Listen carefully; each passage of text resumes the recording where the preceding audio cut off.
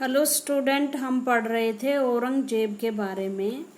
और मैंने आपको बताया था कि औरंगजेब सबसे अंतिम शक्तिशाली राजा, जो मुगल बादशाह थे उनमें से अंतिम थे, शक्तिशाली। अंतिम किंग नहीं थे, अंतिम शक्तिशाली किंग थे। उसके बाद जितने भी किंग हुए हैं वो ज़्यादा लंबे समय तक भारत में नहीं टिक पाए, या तो उनकी हत्या कर दी गई या उनको राजगद्दी से हटा दिया गया।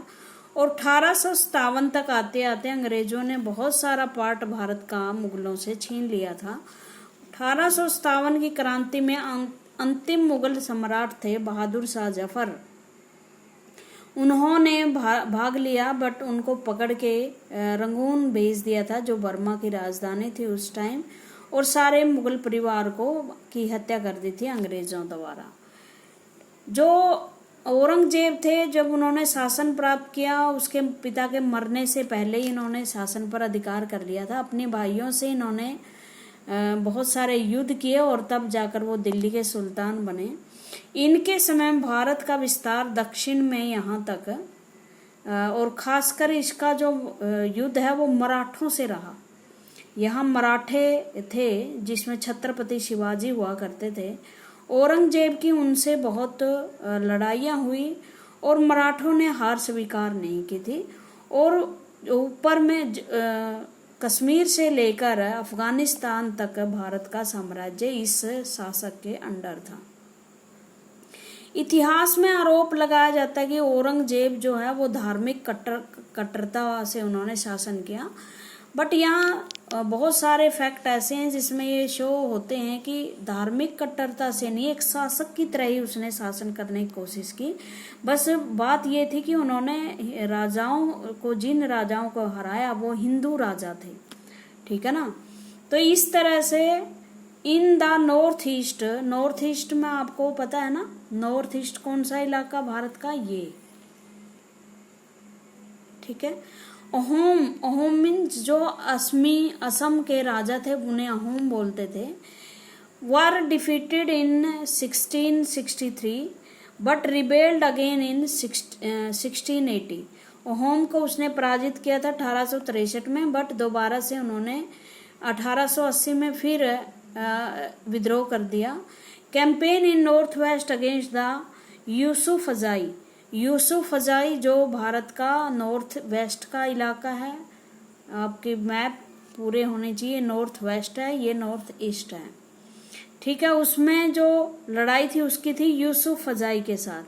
और यहीं पर सिख हुआ करते थे, यहाँ इस बेल्ट में सिख जो सिख गुरु थे, गुरु नानक देव से शुरू होकर गुरु हरगोबिंद सिंह जिन्होंने मिलिट्री सैनिक स्थापना की थी, उसके बाद गुरु गोबिंद सिंह, तेग बहादुर, गुरु गोबिंद सिंह तो कर आखिरी वो थे सिख गुरु थे।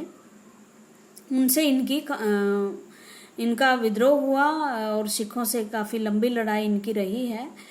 सिख वर टेम्परेरली सक्सेसफुल, और सिख अपना साम्राज्य स्थापित करने में इस समय सक्सेस भी रहे, लेकिन थोड़े समय के लिए। Mughal intervention in the succession and internal politics of Rathore Rajput जो सिसोदिया वंश के महाराणा प्रताप अमर सिंह राजा थे मारवाड़ के, वहाँ उन्होंने हस्तक्षेप किया राजपूतों के यहाँ। मतलब ऐसे कड़े लोगों को उठा लिया इन्होंने, जैसे मराठे, राजपूत, सिख, ये सारी लड़ाकी जातियां होती थी। तो इसका कोई शासनकाल कोई शांतिपूर्वक नहीं रहा। अपने राज्य का विस्तार करने के लिए इसको भी बहुत सारे युद्धों में हिस्सा लेना पड़ा। कैंपेन अगेंस्ट मराठा चीफिशियन, आपको पता है ना, मराठा महाराष्ट्र में यहाँ पर मराठे रूल करते थे। और उनका जो मराठा जो हेड था वो था शिवाजी, छत्रपति शिवाजी बोलते हैं जिसको। मराठे बहुत उसकी रिस्पेक्ट करते हैं, अपना नेता मानते हैं उनको आज भी। वर इनिशियली सक्सेसफुल, वो थोड़े से सक्सेसफुल तो रहे। But Aurangzeb insulted Shivaji who escaped from Agra. और 1665 में एक संधि हुई थी औरंगजेब के बीच में, और औरंगजेब का कोई वो था, मुखिया था औरंगजेब का, कोई सैनिक था मान सिंह, और शिवाजी के बीच में एक संधि हुई थी। बट इस संधि की वजह से वो आगरा मिलने गए थे औरंगजेब से, बट औरंगजेब ने इसको पकड़ के जेल में डाल दिया था। कहते हैं कि फ्रूट के टोकरे में वो आगरा जेल से बाहर निकल आए थे, और तब उसको पता चल गया कि औरंगजेब का भरोसा नहीं किया जा सकता। उसने अपने आप को स्वतंत्र राजा घोषित कर दिया and resume his campaign against the मुगलों, और मुगलों के विरुद्ध वो अपने युद्ध चलाते रहे। Prince Akbar rebelled against Aurangzeb had receive support. Akbar इसका एक बेटा था औरंगजेब का, एंड रिसीव इसके भाई थे वही दारा, कासिम, इस तरह के नाम थे। अब सारे नाम तो मुझे याद नहीं है, जिसको इसने मार के गद्दी मिली थी इसको। प्रिंस अकबर इसी के बेटे ने औरंगजेब के विरुद्ध विद्रोह कर दिया and receive support from the Maratha. मराठों का सपोर्ट प्राप्त किया, मतलब मराठों ने उसको संरक्षण दे दिया था अकबर ने, जब औरंगजेब ने उसको पकड़ने की कोशिश की। ही फाइनली फ्लाइड सफाविद ईरान, और बाद में वो ईरान भाग गया। आफ्टर अकबर रिबेलियन, अकबर के रिबेलियन के बाद, अकबर वो नहीं है जो इसका दादा था, अकबर इसके बेटे का नाम है, ऐसे ही नाम रख देते हैं ये। Aurangzeb sent armies against the Deccan sultanate, और अकबर की मदद की इसलिए उनका बदला लेने के लिए जो डेक्कन में सल्तनत थी बीजापुर गोलकुंडा की, वहां उन्होंने अपनी सेनाएं भेजी। बीजापुर वाज एनेक्सिड, बीजापुर को इसने कैप्चर कर लिया था, मतलब उस पर कब्जा कर लिया था 1685 में। गोलकुंडा को 1687 में हराया, और बीजापुर को 1685 में। फिर 1698 में Aurangzeb personally manage campaign in Deccan against the Maratha. मराठों को हराने के लिए इसने बड़ी कोशिश की, और लंबे युद्ध 21-22 साल इसने वहां खराब कर दी, और जितनी उत्तर भारत से कमाई हुई सारी दक्षिण के युद्धों में लगा दी। और दक्षिण में कुछ होता भी नहीं था, जो महाराष्ट्र मध्य प्रदेश के इलाके थे वो मतलब ऐसी बेल्ट है जहाँ ज्यादातर खेती नहीं होती, और जो नॉर्थ भारत से पैसा आता वो इसमें युद्धों में लगा दिया। इस तरह से मुगल खजाना बिल्कुल खाली हो गया था। कहते हैं कि अगर दक्कन में वो मतलब युद्ध नहीं करते तो शायद इतना जल्दी पतन मुगलों का नहीं होता। पतन के लिए इसको उत्तरदायी माना जाता है, क्योंकि सारा पैसा इसने युद्ध में खत्म कर दिया था और हासिल कुछ भी नहीं हुआ इतने लंबे कैंपेन से। तो औरंगजेब ने पर्सनली वहां गए और मराठा गुरिल्ला वार लड़ते थे। गुरिल्ला का मतलब यहाँ जो है पहाड़ी है, विंध्याचल पर्वत है ना, तो यहाँ पहाड़ियाँ आती हैं, सतपुड़ा की पहाड़ियाँ, विंध्याचल की पहाड़ियाँ। ये लोग पहाड़ों में छिप छिप कर वार करते थे। यहाँ वो बैठे होते थे, जैसे ही मुगल सेनाएं यहाँ से गुजरती नीचे से, वो एकदम इस पर अटैक कर देते थे और फिर दोबारा से जाके पहाड़ियों में छिप जाते थे। इस तरह से गुरिल्ला वारफेयर करते थे, वो सामने आके नहीं लड़ते थे, और इससे जो मुगल आर्मी थी वो बड़ी परेशान हो चुकी थी। Aurangzeb also had to face the rebellion in north India, और जैसे ही उसने साउथ की तरफ ध्यान दिया तो नॉर्थ में जो सिख, जाट और सतनामी थे उन्होंने भी अपना सिर उठाना शुरू कर दिया कि ये एक बड़ा अच्छा मौका है, औरंगजेब दक्षिण में उलझा हुआ है तो वो अपना राज्य स्थापित करना चाहते थे। अब इतना बड़ा साम्राज्य, इतना बड़ा भारत का भूगोल, एक राज्य को जीतने की कोशिश करते, दूसरे के यहाँ फिर विरोध के झंडे खड़े हो जाते, और इस जद्दोजहद में उनकी 1707 में मृत्यु भी हो गई, लेकिन वो दक्षिण को जीत नहीं पाए। ये है औरंगजेब का शासन, मुगल ट्रांजिशन ऑफ सक्सेशन। यहाँ तक मुगलों का शासन फैल गया था, फिर बीजापुर गोलकुंडा तक, कश्मीर से लेकर दक्षिण में और सिंध से लेकर यहाँ अहोम राज्य तक। काबुल और कंधार भी भारत में ही आते थे उस टाइम, जो आज अफगानिस्तान देश बना हुआ है। और ये डेट भी दी हुई है कि मुगलों ने किस जगह को कब कब जीता, किसके अंडर में। जैसे ये जो है ये शुरू वाला पार्ट है जिसमें बाबर और हुमायूं का शासन था। बाद में जो ये क्योंकि 1605 में अकबर गद्दी पर बैठा था, तो ये हुमायूं ने के जीते हुए भाग थे, और बाद में 1605 में तो उसकी मृत्यु हुई थी, 1556 में वो बैठे थे। और 1574, 75, 52, 61 ये सब अकबर के जीते हुए प्रदेश थे। 1586 में जहांगीर के जीते, ये अकबर के ही जीता हुआ प्रदेश था। ठीक है, इनकी डेट जरूर याद कर लेना आपने, कौन कौन सा राजा कब तक था। Mughal tradition of succession. अब मैंने आपको पिछले वीडियो में बताया था कि भारत में जो हिंदू राजा होते थे, हमारे यहाँ जो सक्सेशन उत्तराधिकार जिसे बोलते हैं, भाई राजा के मरने के बाद उत्तराधिकारी कौन होगा, हमारे यहाँ स्पष्ट रूल थे कि ज्येष्ठ बेटा ही उत्तराधिकारी होगा। बट मुसलमानों में ऐसा, मुस्लिम जो धर्म है उसमें ऐसा नहीं था। The Mughal did not believe in the rule of primogeniture when the eldest son, ये इसको प्रीमोजेनिएचर कहते हैं, जब एल्डर सन जो बड़ा बेटा है वो इनहेरिटेट करता है हिज फादर एस्टेट का, मतलब बड़े बेटे को ही सब कुछ मिलता है, राजा बन जाता है। लेकिन मुगल इसमें विश्वास नहीं करते थे। Instead they followed the Mughal and Timurid custom, Timurid custom, वो मुगलों की और तैमूरों की जो रीति रिवाज थे उनका पालन करते थे। कॉन्स्पेरेंटरी इनहेरिटेंस और डिवीजन ऑफ इनहेरिटेंस, कोप्रेंसरी मैंने मतलब बांट दिया जाता था सारा हिस्सा, जितने भी बेटे होते थे, जितने भी सुल्तान की प्रॉपर्टी या राजकाज होता उसमें सब बांट दिया जाता। Follow the highlighted passage in the table the note evidence of rebellion by Mughal princess.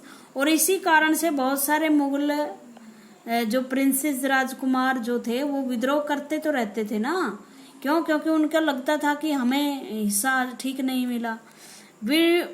Which do you think is a fairer division of inheritance, primogeniture और कॉन्प्रेंसी? क्या आप क्या मानते हो कि कौन सी चीज इनमें से ठीक है? देखो वर्तमान में देखें तो हम जो मुस्लिम ट्रेडिशन है कि सब में बांट देना वही है, आजकल ऐसे ही बंटवारे होते हैं। लेकिन अगर हम ये देखें कि किंग की उससे, तो अगर सब में राज्य बांट देंगे तो फिर क्या होगा, छोटे छोटे राज्यों में देश बंट जाएगा। तो अगर हमें कोई राज्य नहीं बांटना तो कॉर्पोरेंसरी ठीक है। बट अगर हमें राज्य का एक ही राजा और जो बहादुर और काबिल होगा या एल्डर सन होगा उसको बांटे तो ये ठीक है। बाकी आप देख लेना आपको कौन सी चीजें सही लगती है। Mughal relation with other rulers, दूसरों के साथ। मुगल भारत से एक बार आ गए तो वो गए नहीं यहाँ से, तो उन्होंने यहीं पर अपने रीति रिवाज कस्टम जो यहाँ की संस्कृति थी उसमें मिल गए। वो यहीं पर उन्होंने मैरिटल संबंध जो है, रिलेशन, जो मैरिज की, शादियाँ की हिंदू से लड़कियों से या जो राजा की बेटियां होती थी उनसे, जैसे कई राजपूत राजाओं ने अपने संबंध इनके साथ स्थापित किए गए थे। कहते हैं कि जोधाबाई जो अकबर की पत्नी थी वो राजपूत शासक की थी। To take a look at the table once again, you will notice that the Mughal ruler campaigned constantly against ruler who refused to accept their authority। आपने देखा होगा कि मुगल जो रूलर थे वो बार बार कैंपेन करते रहते थे, किसके विरुद्ध? जो राजा उनकी अथॉरिटी स्वीकार नहीं करता था, जो राजा उसको उनकी शासन को स्वीकार नहीं करता था, अपने ऊपर डोमिनेशन स्थापित नहीं करने देता था। But as the Mughal become powerful, जैसे जैसे मुगल पावरफुल शक्तिशाली होते गए, राजाओं को, जो हिंदू राजा या भारत के जो राजा थे, उन्होंने धीरे धीरे मुगलों को स्वीकार कर लिया। मुगलों के जो शासन था उनको स्वीकार कर लिया, उसमें शामिल हो गए वो। क्यों? क्योंकि उन्हें लगता था, क्योंकि राजपूत भी आपस में लड़ते रहते थे ना, उनको सुरक्षा चाहिए थी और सुरक्षा उनको मुगलों में ही दिखाई दी, क्योंकि उनको लगा कि मुगल सबसे ज्यादा शक्तिशाली हैं तो इनके साथ ही लगने में फायदा है। The Rajput are a good example of this, Rajput इस मामले में एक अच्छा एग्जाम्पल है। और इसलिए जैसे राजा भारमल थे, आमेर के राजा, उसने अपनी बेटी का विवाह जो है अकबर के साथ कर दिया गया था, क्योंकि जैसे ही मैरिट संबंध होते हैं, मैरिटल संबंध बन जाते हैं तो वो समधी बन जाते हैं या उनके संबंधी बन जाते हैं, तो एक दूसरे पर वो आक्रमण नहीं करते, और इस तरह से वो अच्छे संबंध मुगलों के साथ बना लेते हैं। मुगल मैरिज विद राजपूतों के साथ मुगलों की मैरिज।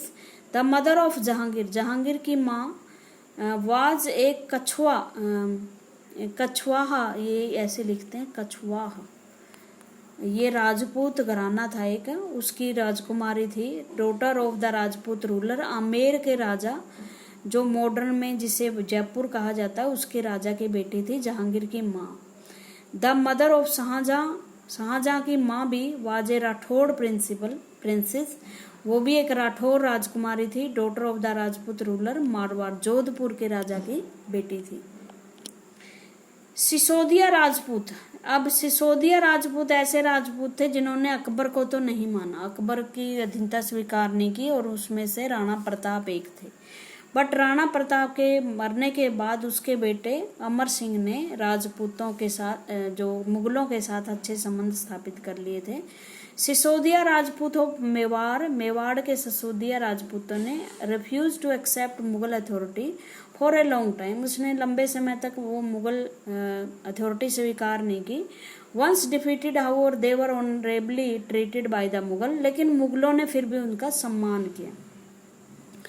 हरा दिए थे बट उनको फिर भी सम्मान दिया, क्योंकि उनको पता था इनको मनाना कोई आसान काम नहीं है, हारने के बाद भी हार नहीं मानेंगे। बहुत ही वीर राजपूत थे वो। गिवन देयर लैंड, उनकी वतन वापस कर दिया। बैक हिम असाइनमेंट वतन जागीर, और वतन जागीर के लिए उनको असाइन कर दिया, मतलब उनके राजकाज उन्हीं के हाथ में सौंप दिए। The careful balance between defeating but not humiliating, देखो मुगलों की एक बड़ी अच्छी नीति ये थी, वो हरा देते किसी भी राजा को, अथॉरिटी स्वीकार करवा लेते, बट उनका राजकाज नहीं छीनते थे।